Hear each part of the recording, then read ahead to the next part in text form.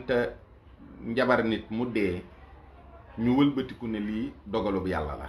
loolu ñàkk xam mbirum yàlla la. nit mënta jikki ba yàgg mu am lu ko naqari ñàkk sago dem yeew boppam fi barab dee wala mu dóor boppam bal moo xam nu mu ko defee ñu ne loolu dogalub yàlla la. nit mënta rey nit ni moroomam yàlla digle ñu rey ko nga wëlbatiku ne lii dogalub yàlla la. kon injustice day am sax ca ka nga xam ne mooy karay déedéet yooyu yëpp am na ci yeneen. am na Sëriñ Cerno Kanama ko daan wax ne ma am na juróom benni dee yoo xam ne du dogalub yàlla, yàlla reyu leen. te loolu bari na ci sunu réew mi lool lépp nag dama koy waxaat rek dañ koy xëpp ci kaw yàlla. ndax borom bi tabaaraka wa taala moom daal xam naa lim dul ñàkk tontu fi mu toll nii, ñàkk yàkkamti, xuloowul, ne tekk rek di xaar ñëpp bis, di leen xaare bis. loolu moo tax lu bari ñu ko koy teg ngir bëgg lu yomb rek. seet solution bi gën a yomb mooy dogalub yàlla la. waaye lii xew ci Kiné Gaye mii xewoon ci Astu Soxna, xew ci Fallou Sène, xew ci mbooloo mu bari ci réew mi ñoo xam ne ba ñu xëyee seen yitte dee bokku ci, ñu rey leen noonu ci Mali foro. àgg na foo xam ne xëy na mi ngi bëgg ëpp yaakaar naa. te bu nit ñi amee xel amub seetlu lu bari dinañu ci bàyyi xel fi mu toll nii. ndax quand même il est temps. am réew boo ci nekkee ñu nekkat dañ koy administrer ci wàllu politique di ko jiite. am na émission bu ñu defoon 2S maak Ababacar Mboup wax nañu ci. ndax dafa ne la politique c'est l'art de gérer les affaires de la cité. ma ne ko c'était mu wax ma insister. waaye seetlu leen, regardez autour de vous. sunu nit yi nga xam ne dañuy yëngu ci wàllu politique, kenn ku ne sa yitte mi ngi jëm ci noo mën a fexe ba falu. noo mën a fexe ba falu rek mooy sa yitte. tous les moyens sont bons pour nga falu. te fa ñu ko jàngee kooka it da caa teg sax ni la fin justifie les moyens. ñëppay politique ndax réew mi boo dee liggéey bëgg a avancer da ngay politique. bu fekkente ni da ngaa amul dara loo def bëgg a tekki da ngay politique.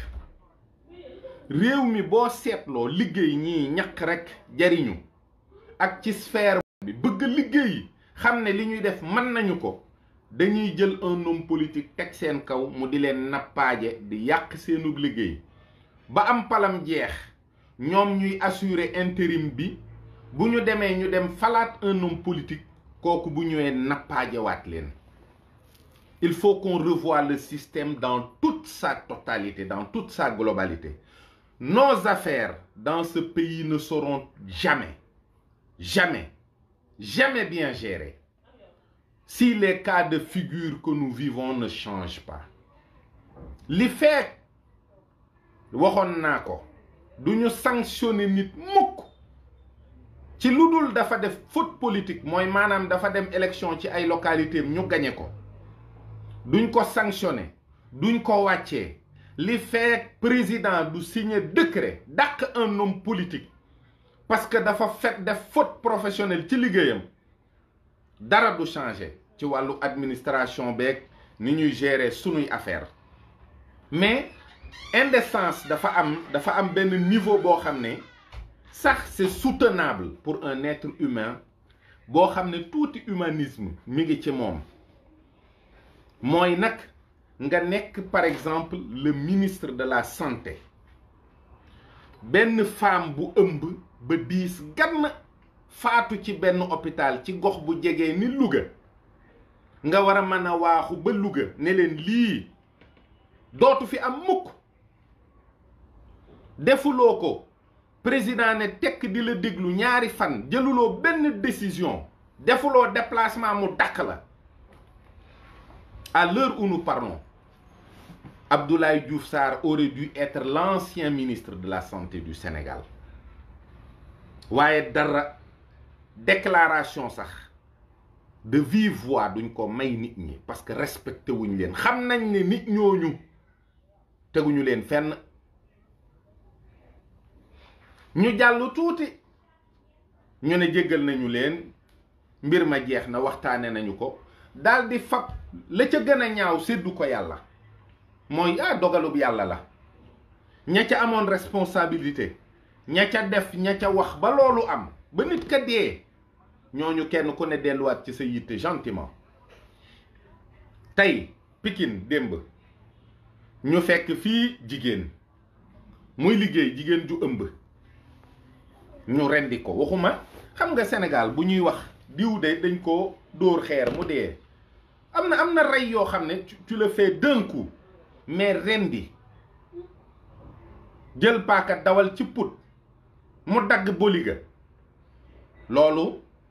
loolu nag képp ku ko def cim réew waa réew ma yépp war nañoo jug ne lii moom lii nag ëpp na, lii warta am sax, warul am bay amee nii.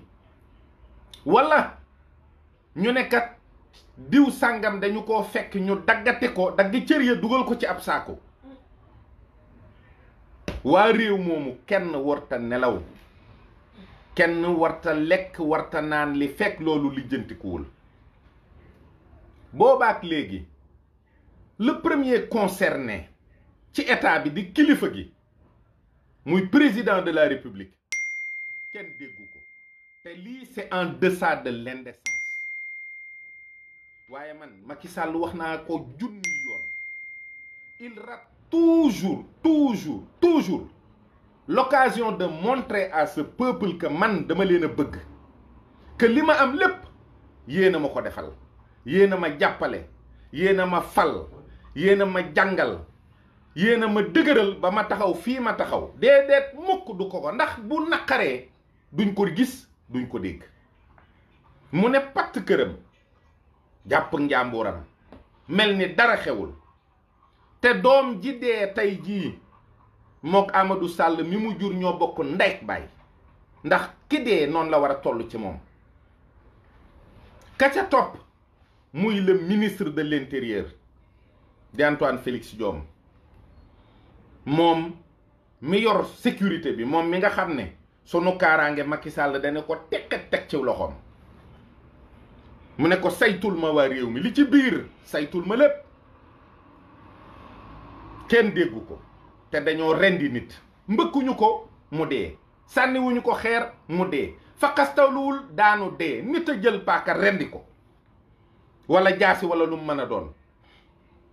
doo leen dégg, doo leen gis. tubaab yii day ñu jàpp ne ay yéefar lañ, ñoo ñu gën a bon. barke Serigne Saliou Mbacké lii bu xewee ci dëkku tubaab yi, mboolem gouvernement ba kenn du des. di nga gis ku ne mu dem fa yëf ya xewee. di nga gis le maire de la localité, di nga gis responsable association yi wër localité bi, di nga gis le ministre de l'intérieur, di nga gis le ministre de la santé parce qu'il est concerné. cette dame était enceinte.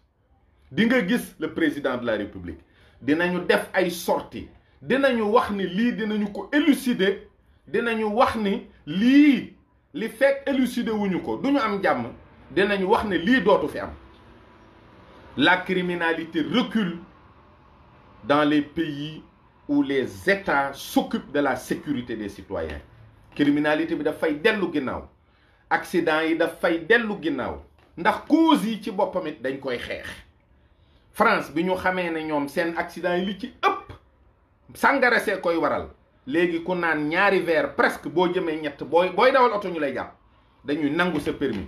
tu risques des mois d'emprisonnement, tu risques de lourdes amendes.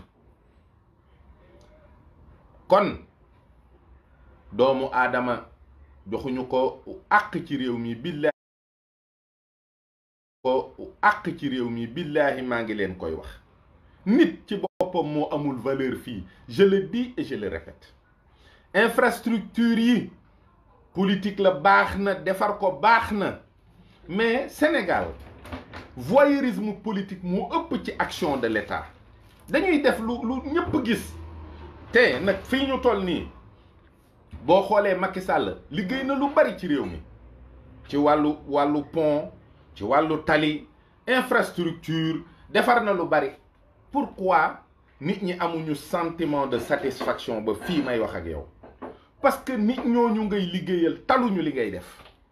nit ñi da nga leen di tal xam dëgg-dëgg lan mooy seen problème actuel nga dugal ci sa loxo ci lële ñu door a mën a xaw a noyyi ma ki nga xam ne moom mi ngi naq nañ ko ba lee mu dee nga ne ko bato baa nga fële loolu du mën a lijjantiku. Je suis vraiment désolé mais man day xam naa ni réew mii doomu aadama benn bakkan li l'islam wax ni ku rey benn jullit dangaa mel ni ku rey umma bi yépp fii ci Sénégal bis bu set bakkan rot fi ci ay caaxaan te kat politiciens yooyu nga xam ne ñoom ñoo ñuy jiite du pouvoir comme de l'opposition ñoom ñépp seen mbiri bopp ak ñu cee gaaw ñaari semaine a ngi nii ñu ñuy bëgg a rey ci liste yi. liste bi baax na keroog bañ ne invalidé nañu listu Yewwi Askan Wi ci Dakar guddi googu Barthélémy Dias xaw naa rey boppam fii taxaw bëgg a jaay nit ñi seen bakkan ca guddi ga ñu def seeni conférence ca ëllëg sa waa Benno Bokk Yaakaar génn ñu di ko jokkalante pendant des heures. dañuy jël seen énergie di def ay sorties di dem ci télé yi di dem ci rajo yi di wax di saagante di jokkalante ay kàddu yu ñaaw lépp ngir bëgg a falu. bu ñu xesee nag ba falu ba toog ba ñu jox leen seeni 4x4 ba ñu jox leen seeni privilège fàtte nañu askan wi demoon voté ji. dama ni képp koo xam ni ab politicien képp ca bëgg a faloom tax na nga jóg wàcc ci mbedd mi jaay sa bakkan jaay nga ko ñaari dërëm ci loo xam ne milliard la waroon a jar. jaay nga lu amul njëg ci ay neefarey fas. lu leer laa leen wax seen yëf yii ku ci dee ku ci wopp ku lu ci dara dal dangaa ñàkk fayda ñàkk bopp. te kat saa buñ nee jóg leen nit ñi jóg ba noppi sa buñ nee jóg leen bu dee opposition moo ne jóg leen ba nit ñi jóg ci ngay xamee ne pouvoir bi li mu denc ci arme denc ko ci moyen pour sécuriser réew mi kenn xamul ni mu toll. da ngay gis ñu tëj koñ yépp fu ne ay gaay ay nit ay soldaar taxaw fa solu ba ñàng bu ñu bëggut réew mi sëqat kenn du sëqat. bu ñu bëggee réew mi 8 heures ñu tëdd ñépp tëddi à 8 heures. barke Dembo Njaay bu yàggul dara ci Covid bii ci décision boo xam ne xamuñu fuñ ko teg dañoo xëy rek ne waaw Covid bi kat distanciation sociale la laaj bu leen raxasu bu leen jegente bu leen lii acca tëddi leen 8 heures. booba 19 heures 19 heures dootoo gis nit ci mbedd mi 20 heures mbedd lu mu ruqe nga gis fab soldaar mu taxaw kenn ñemewut a génn. ak ñoo mën a sécuriser réew mi su leen neexee ak ñoo mën a jàpp bandi yi su leen neexee ak ñoo mën a teg réew mi ci yoon su leen neexee. bu leen neexoon ki ren di ndaw sii billahi balaa am 24 heures ñu jàpp ko. fii Sénégal kenn du réer ndax ñëpp ay wax. fii ku fi sa kër am bandi xam nga ko ku fi sa kër am agresseur xam nga ko. fii li fi xew lépp xam nañu ko ndax nit ñi dañuy wax. parce que nag nit ñi bëgg nañ seen bopp. am na quartier yoo xam ne Pikine gii li xañ nit ñi jàmm fii ci Pikine bu nit ñi bu wóoroon nit ñi ne bu ñu waxee police jël si leen ñu teg leen ciw yoon kon kenn ci ñoom du fa fanaan. waaye wax ji lu muy jariñ da ngay dénoncer nit ka dem ba ci biir xam ne yaa ko dénoncer mu rey la. parce que moom ci boppam bés bu la dénoncer dootul nekk en sécurité. Sénégal jàmm amu fi. ku la wax ne jàmm am na fii waxul dëgg. Nous dormons sur une bombe boo xam ne elle peut exploser à tout moment parce que nous avons un boom démographique. réew mi bari na ay nit te état bi maîtriser wu ko, xamul ñaata nit ñoo ne ci réew mi. réew mi bari nay problème te loolu yépp nekkul loo xam ne daa mel ni nit ñi dañ taxaw ci saafara ko. li gën a urgent, li gën a urgent mooy dëkkuwaay bu baax. nawet baa ngi ñëw, léegi kër yi tàmbalee fees, léegi kër yi tàmbalee fees. ñu naan zone sàngam dañu inondé, zone sàngam génne nañu, zone sàngam 6 mois yi di ñëw duñ dëkk seen kër. te pourtant déggaguñu kenn ci waa ONAS, waa service yi ko yor ñu commencé di def ay sorties di wax plan yi nga xam ne moom la ñu war a gérer nawet bi pour xool nan la ñuy prévoir loolu lépp. inondation yi Kër Massar a ngi nii dina feesati dell ala kulli xaal, ak yenn zone yi fii ci Pikine, ci Géejawaay, yeneen ville yi Ndar, feneen ak feneen.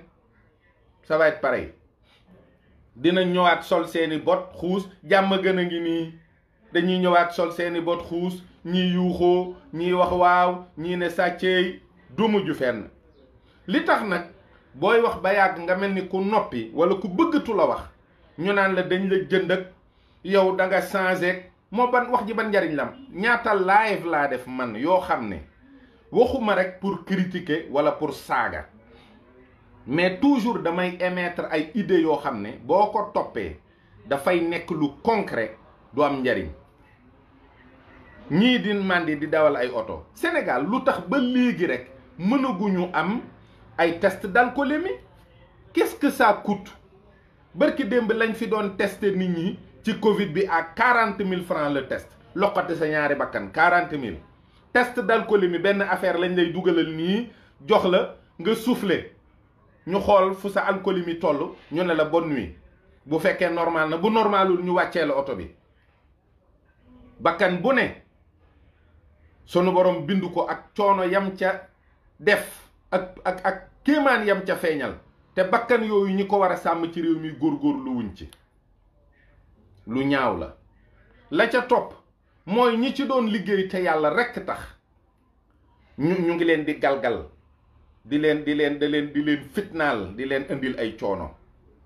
alors Serigne Modou Kara barke Dembo Njaay lañu ko fi takkali pot ak i jóolooli ci loo xam ne ni mu xewee ci centre bi mënoon na ko xewee ci mbedd mi gën a garaaw. te ñooñu ñu libéré dans la nature mu yoroon leen di ci kurte kus néew, gis nga leen aujourd'hui ñooñu fi mu ne ñu ngi ci seen bopp ci centre de redressement yi mu fi defoon.